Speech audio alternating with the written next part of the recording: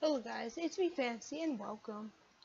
And I'm gonna show you how to watch episodes on Nick without having to really sign up to your TV provider.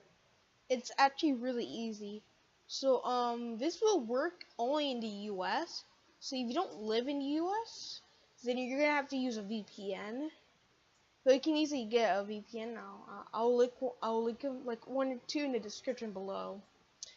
So what are you gonna do when you have connected your VPN to the US or you're already living in the US?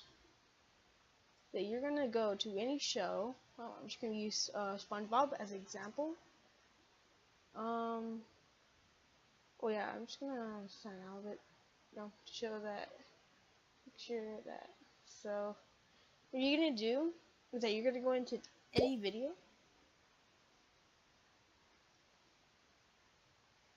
You're gonna go into any video. Look, you see these locks that if you click on it. If I can. Look, see, if I click on it, it will bring up this. Hit get started and just hit Xfinity. And now that's it. You're done. That's all you need to do. I believe this will like only work if you live in the US. Well, you can. Are ya ready?